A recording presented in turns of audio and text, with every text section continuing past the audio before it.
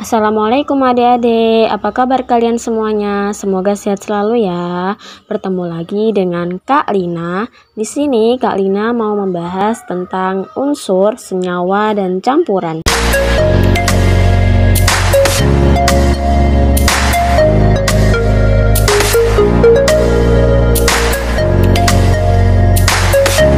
Sebelum belajar, mari kita baca basmalah bersama-sama ya. Bismillahirrahmanirrahim. Hai adik-adik, sudahkah kalian minum air putih hari ini? Tahukah kamu, tubuh kita berisi sekitar 60% cairan loh. Saat kita beraktivitas, cairan dalam tubuh akan berkurang. Bisa melalui urin atau keringat. Oleh sebab itu, sangat dianjurkan bagi kita untuk mengkonsumsi air putih yang cukup agar tubuh kita tidak dehidrasi atau mengalami kekurangan cairan. Nah, pada dasarnya, air putih yang kita minum setiap hari merupakan senyawa yang tersusun dari dua buah unsur, yaitu hidrogen dan oksigen. Selain itu, air putih juga mengandung beberapa unsur lain seperti natrium dan kalium yang termasuk ke dalam jenis mineral. Nah, mineral ini yang nantinya akan berperan bagi tubuh, salah satunya untuk melindungi keseimbangan air serta asam basa dalam darah. Nah, tadi kan dijelaskan bahwa air adalah senyawa, lalu hidrogen, oksigen, natrium, dan kalium itu adalah unsur. Memangnya bedanya senyawa dengan unsur itu apa sih? Oke, sebelum pertanyaan itu dijawab, kamu harus tahu dulu nih, kalau setiap objek di bumi yang memiliki massa dan menempati ruang disebut juga dengan materi. Berdasarkan struktur dan sifatnya, materi digolongkan menjadi dua, yaitu zat tunggal dan campuran. Zat tunggal dibagi menjadi dua, yaitu unsur dan senyawa. Campuran dibagi menjadi dua, yaitu campuran homogen dan campuran heterogen. Nah, meskipun unsur dan senyawa ini termasuk zat tunggal, tapi dua istilah tersebut memiliki pengertian yang berbeda loh. Nah, daripada adik-adik penasaran, langsung aja simak videonya ya. Apa sih itu zat tunggal? Zat tunggal adalah zat yang hanya terdiri atas satu jenis materi yang sama.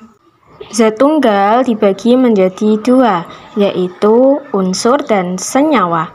Unsur adalah zat tunggal atau zat murni yang tidak dapat diuraikan lagi menjadi zat yang lebih sederhana melalui reaksi kimia.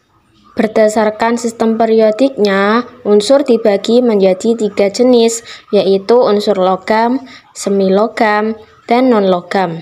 Unsur yang pertama yaitu unsur logam. Unsur logam memiliki beberapa sifat khusus seperti berwujud padat, warnanya putih mengkilap, penghantar listrik yang baik, mempunyai titik didih atau titik lalah yang tinggi, serta bisa dibentuk menjadi lempengan atau lembaran. Contohnya seperti aluminium, besi, emas, kalium, kalsium, dan lain-lain. Unsur yang kedua yaitu unsur non-logam.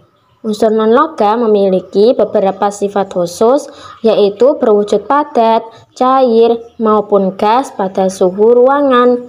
Nah, umumnya warnanya tidak mengkilap, bukan penghantar listrik yang baik, mempunyai titik didih yang rendah, dan tidak dapat dibentuk. Contohnya seperti belerang, karbon, silikon, iodin, dan lain-lain. Unsur yang ketiga yaitu unsur semilogam. Unsur semilogam disebut juga unsur metaloid. Unsur ini merupakan perpaduan antara logam dan non-logam. Unsur ini wujudnya padat, namun teksturnya itu lebih rapuh dibandingkan logam. Warnanya abu-abu mengkilap. Contohnya boron, silikon, arsen, dan lain-lain. Tadi kan kita sudah mempelajari tentang unsur. Sekarang kita masuk ke senyawa. Senyawa adalah gabungan dua unsur atau lebih melalui reaksi kimia. Contoh senyawa yang sering kita jumpai dalam kehidupan sehari-hari adalah air. Air merupakan gabungan dari unsur hidrogen dan oksigen dengan rumus kimianya yaitu H2O. Contoh senyawa selain air yaitu garam dapur atau natrium klorida. Natrium klorida terdiri dari unsur penyusun natrium dan klorin. Jadi, unsur dan senyawa itu berbeda ya. Kalau unsur itu zat tunggal yang tidak bisa diuraikan lagi. Nah, kalau senyawa itu gabungan dari dua unsur. Contohnya tadi kan air. Air itu H2O, terdiri dari dua unsur yaitu hidrogen dan oksigen. Contoh lain tadi kan garam dapur. Garam dapur itu terdiri dari dua unsur yaitu Na dan Cl, natrium dan klorin. Jadi jelas kan perbedaan antara unsur dan senyawa. Sekarang kita ke pembahasan selanjutnya yaitu tentang campuran. Apa sih itu campuran? Campuran adalah zat yang terbuat dari gabungan dua atau lebih zat yang berbeda tanpa melalui reaksi kimia. Campuran digolongkan menjadi dua jenis, yaitu campuran homogen dan campuran heterogen. Campuran homogen merupakan campuran yang zat penyusunnya tersusun atau tercampur dengan sempurna. Nah, campuran homogen penyusunnya itu tidak dapat dilihat ya. Maksudnya penyusunnya itu telah tercampur secara merata. Nah, campuran homogen ini disebut juga dengan larutan. Contohnya, ketika kalian ingin membuat minuman gula, kalian kan menggabungkan antara air dan gula. Nah, ketika kalian mengaduknya, pasti minuman gula itu akan larut secara sempurna. Nah, larutan gula termasuk ke dalam campuran homogen.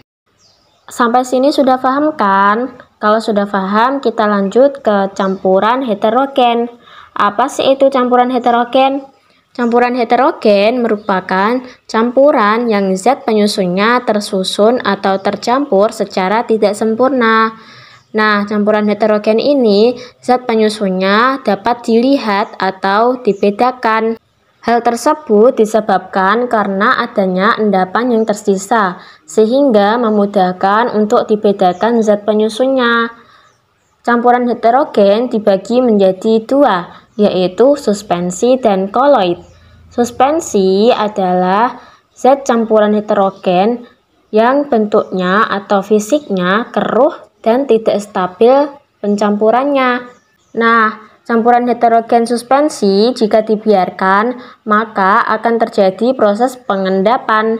Nah, contohnya itu seperti ketika kalian ingin membuat kopi. Kopi itu kan terdiri dari air dan kopi. Nah, zat kopi pada awalnya tidak stabil, namun ketika kalian mengaduknya, maka terjadi endapan di bawah gelas. Tadi kan suspensi, sekarang kita membahas koloid. Koloid adalah zat campuran heterogen yang cenderung tidak dapat tercampur secara sempurna dan apabila didiamkan tidak akan terjadi proses pengendapan. Contohnya seperti asap, debu, dan udara. Pada saat di udara, asap dan debu tidak akan tercampur secara sempurna serta tidak akan terjadi proses pengendapan. Nah, untuk lebih jelasnya, Kak Ina mau kasih tahu kalian perbedaan antara larutan, koloid, dan suspensi. Larutan sifatnya homogen, koloid sifatnya homogen, tapi sebenarnya heterogen. Suspensi sifatnya heterogen. Larutan ukurannya kurang dari 10⁻7 cm. Koloid ukurannya 10⁻7 sampai 10⁻5 cm. Suspensi ukurannya lebih dari 10⁻5 cm. Larutan terdiri dari satu fase, koloid terdiri dari dua fase, suspensi terdiri dari dua fase. Larutan sifatnya itu stabil, koloid umumnya itu sifatnya stabil, suspensi sifatnya tidak stabil. Larutan tidak dapat disaring, koloid tidak dapat disaring, suspensi dapat disaring. Nah, contoh dari larutan itu seperti larutan gula, larutan alkohol, asam cuka, larutan NaCl, larutan MgCl2, larutan HCl, dan lain-lain. Nah, kalau kolloid contohnya seperti sabun, susu, kabut, santan, agar-agar, tinta, mayones, awan, sampo, kecap, dan lain-lain. Nah, kalau suspensi contohnya seperti air keruh, air pasir, lumpur, tepung, kopi, minyak, air kuah, kaldu, dan lain-lain. Sekian ya dari video Kak Lina, semoga bermanfaat. Kita akhiri dengan mengucapkan hamdalah bersama-sama. Alhamdulillahirabbil alamin. Wassalamualaikum warahmatullahi wabarakatuh.